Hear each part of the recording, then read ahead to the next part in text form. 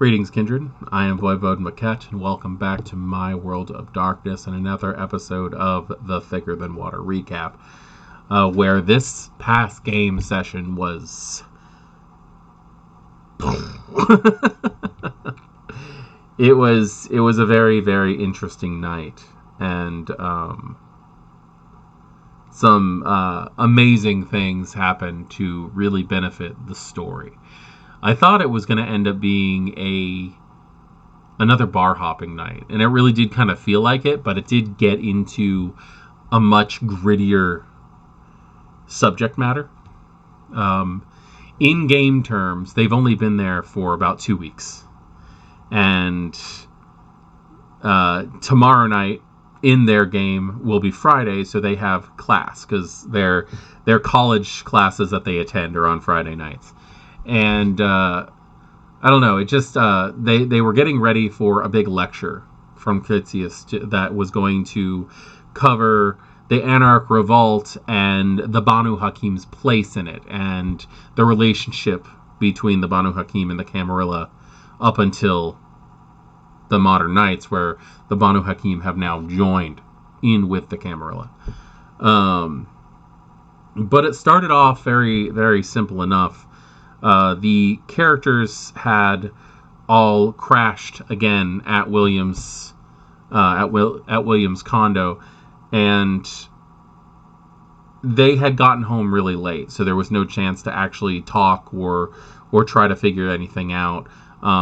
Justin had gone back to his hotel where he's been staying, and Elle had also returned to the condo to let them know what had happened the night before, because while they were spending time with Damien and discussing the 80s and how Chicago has changed as far as was basically just bonding with Damien, Elle was having a meeting with Rosa Hernandez, the gangrel primogen, and discussing the situation with Flyboy and the possible CIA leak that is happening at the O'Hare International Airport. They all wake up and they all start talking about the events of the night. Elle discusses what her and Rosa had discussed. They let Elle know that they had been hanging around with Damien the night before and finding out some very interesting things, such as the fact that not many people pass the finishing schools, and those who don't pass aren't really ever seen again. So they are a little nervous about that. They also, at this point, I would like to point out that we have Tinia, William, and Elle. Annette is not there. Annette is currently walking around Chicago looking for food. She's hungry at this point. And no one has seen Gabriel in a couple of nights. While they're going through things, William lets out that he had learned that Justin, the Toreador, was an anti-tribute, that he was Sabbat, which sent Elle off the edge. Not because of any other reason other than she would like to be told the kind of people that she's hanging around with. This sets off a chain of events where they're trying to figure out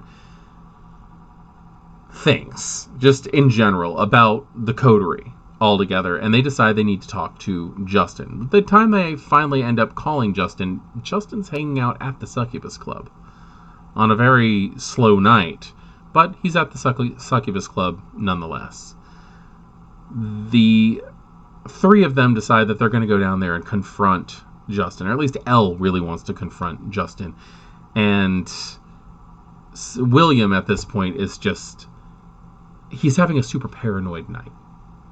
And he decides that he's going to come armed, just in case. So luckily he leaves the gun in the car when they get to the Succubus Club. But they get there, and they are all starting to get into this long, drawn-out conversation when something that they did not expect occurs. And that is for Elena Zantosa, to walk through the door of the Elysium on the second floor of the Succubus Club. Now, for those of you who don't remember, Elena Zantoza is the Seraphim that the pack that attacked Portland is connected to. She also finds her primary residence in Seattle, Washington. So the fact that she's in Chicago is not a good thing, and she's just walking brazenly into an Elysium. Justin has been following around Annabelle, the Toreador Primogen, for a while this evening, and as Elena walks in, Annabelle does as the Toreador do and walks over, and they compliment their clothes and all that stuff. But while that's happening, Justin's nervous. Because when Annabelle asks what Elena might be doing there, her answer is that she's here to see the Prince of Golconda, Illinois. That he will be coming there. That they had chosen the Succubus Club as a meetup place. Justin gets rather nervous about this fact. Justin has issues with Golconda, Illinois. And he goes to leave. He walks out the door, and as he's approaching the staircase, he can see someone coming up the stairs, and almost face to face, he turns around and runs back into the Elysium just in time to have the person who's coming up the stairs not see him. He runs into the nearest open door and slams it behind him and realizes too late that he's just walked directly into the prince's office. Luckily, no one's in there, but he is now in the prince's office without permission. The rest of the coterie is amazed as the door opens, and the perfect mirror, maybe just a little bit taller, more primped hair, a little better dressed version of Justin walks in. This is Prince Rise Murphy, Prince of Golconda, Illinois, and relative of Justin. Almost a perfect mirror image of the young Toreador Antitribune. Elle ends up going to the office and trying to talk him down from the situation as Elena and Rise go into a booth and pull the curtain and have a conversation. As they are able to get out of the Elysium, just Justin and Elle at this point, this conversation that's been long overdue decides that it's going to take place. The rest of the coterie is completely just dumbfounded on how this doppelganger of one of their coterie members just walks through the door. Elle and Justin leave, and as they're leaving, they get there just in time to see one of the most amazing scenes I think I've ever gotten to run. And that is Annette standing outside of the Succubus Club in a complete and utter massacre. So what ended up happening, while Annette was walking around, she sees a baby powder pink limousine pull up and Elena Zantoza step out and start heading into the Elysium. This is a few minutes before, obviously. And they also see a Lincoln Continental town car drive up. And what looks like Justin, who just spent a good chunk of money at a salon, get out and walk in as well. They decide they're hungry at this point. I love the fact that Annette just kind of exists, does what Annette's going to do. And they end up using animalism to contact a Nighthawk. And they have this conversation with this Nighthawk, who very well might be my new favorite NPC to play. And they strike up a deal that if Annette calls pigeons, the hawk will kill them, and Annette will clean them up. So Annette does a spectacular roll on calling pigeons, and calls like a dozen. And this hawk just comes down and starts just full-on massacre. This hawk is not even in it for food or anything like that. It's in it just to kill the pigeons. And I don't know why. I felt like the need to bring in this like homicidal bird. But Annette is wandering around just picking up the mess and feeding on the pigeons. Justin and Elle end up walking past Annette while this is happening. Annette does catch in the corner of their eye and follows, but Elle and Justin end up getting back to Justin's apartment, and they have a nice long conversation about why Justin might have turned Sabbat with everything that was going on, who that person was who looked like him in the Elysium. And of course, covered in feathers and blood, Annette walks into the hotel and eventually does get in. And after being ushered to the shower to get all the feathers and stuff off, Justin leaves and ends up just walking out as the rest of the coterie eventually gets to Justin's apartment. And oh my god, it was this game of tag between the whole coterie and Justin. And at this point in time, Justin and William are not doing well together. They are not getting along. There is I don't know. William's nervous and paranoid and has this stalker value to him. I'm going to see what I can get of the recording of the session and put it on there, because the end was just it's perfect. Because while they're looking for Justin yet again, the whole coterie is now scouring the street trying to find him. They finally do text him. And when they text him, he says he's at the bridge. And they go running around. And I don't know if you guys know this, but Chicago has 37 bridges.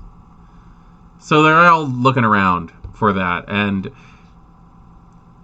over the last few game sessions, Tinia hasn't fed. And it's been just grating on her and grating on her and grating on her. And at this point, she's actually at a hunger of 4. And because we're doing a night-by-night thing, it's just one of those things of, like, how long until she's gonna to snap. And tonight was so interesting because I ended up rolling a willpower test against her. When she was about to lose control because of frustration and hunger, instead of getting that over-aggressive attitude in the back of her head, that voice of the beast telling her that she's going to lose control, she had more of a reassuring voice in the back of her head, pointing her into the direction of who she could feed from. She had the voice of Tony in her head. That Bruja from the Fall of London scenario that she lived through the memoriam of. And Tony got her to feed on someone who was dyscrasia, who had a high sanguine resonance, and her presence power was given a high boost because of that. I like the idea of my kindred are like half possessed when it comes to this, and certain kindred, especially with what's going on with Tinia, because the fact that she had randomly been given Tony in the Fall of London scenario really did it did play with her, because she was fed all the memories of this guy who was a lot older than she was as a kindred, so she has more memories of being a kindred on his end than she does of her own. So it works almost like a mentor situation at this point. While this is going on and she's feeding and feeling so much better finally after all this time, the other kindred are walking all over Chicago looking for Justin, and unfortunately William is the one who found him in the Bridge Cafe, less than a mile away from the Chicago University campus. When he tried to go in and talk to him, Justin jumps up and starts talking about how he's stalking him and how he needs to leave and leave him alone, or he's going to call the police. Like, he's handling it in a very mortal situation, which is actually very, very good, because you're in public at this point. It's something that you really can't handle. But being a kindred that practices presence, when the hostess of the cafe was about to call the police on this situation that was going on, he used his presence gifts to talk her down. William did. William used his presence gifts to talk the hostess down. He did eventually leave, and then he texted the address to Tinia, what was going on. Tinia got there, and Justin was willing to talk to her. And they had a discussion, quietly, about how they will talk, but not here. That this is a public area, and if they're going to have a conversation, there needs to be better self-control in what they say in public. And that William needed to leave. Because William had already been walking around with a gun all night with Justin's name on it. Tinia gets rid of William. Goes back in, and her and Justin go for a nice long walk and discuss the situation with Rhys Murphy and how to escape his family. Justin had turned to the Sabbat to get away. And just as things are starting to calm down, just as the story is starting to wrap up, where Tinia is finally understanding Justin, her cell phone rings with a 52 area code. She didn't understand exactly who it was, what it was. She answers, and this authoritative, high and mighty, snooty, feminine's voice answers. Am I speaking to Tinia Jabbar? I ran a short phone call between Tinia and Fiorenza Savannah. I explained to Tinia as Fiorenza that Project Little Room, which has been on the back burner, mentioned to the players from time to time. It's what the Camarilla plans on doing with Portland. That Project Little Room is Fiorenza's brainchild. That she has a personal goal to shatter the glass ceiling of male chauvinist domination over the Camarilla. To destroy the boys' club of princes and bring in a full council democratic system. And she wants Tinia to be a part of ruling the kindred in a new fashion, bringing the Camarilla to a new age, up to a modern era. Tinia seems interested.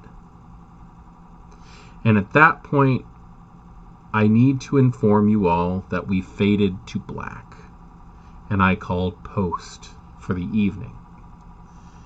Also, that this will be the last session of Thicker Than Water Chicago Chronicles that we play for some time. Because it is time for us, now that we've reached this point where Project Little Room has become more in the forefront, it's time to see what's going on in Portland, while the kindred that we know and love are in Chicago. So beginning next Friday, we are going to start playing a new chapter of this game. I am going to put it in a whole new playlist. I am going to attempt to record everything so that you guys can hear it. But we are going to play a full Hecata game using the Cults of the Blood Gods rules and a little bit of homebrew on my end. I hope that everybody enjoys what we have planned. We are going to allow the kindred in Chicago to continue doing what they're doing. Bar hopping, attending their classes, getting intertwined with kindred politics, And when we return to Chicago, we're going to be playing The Sacrifice. But for right now, we are going to focus on a small story arc that takes place in Portland, centered around the Clan of Death. I am Voivode Maquette. This is my world of darkness. And you've just joined me for another Thicker Than Water recap. Thank you very much, and I appreciate every last one of you. All of your kind comments, and all of your wonderful suggestions. Good evening.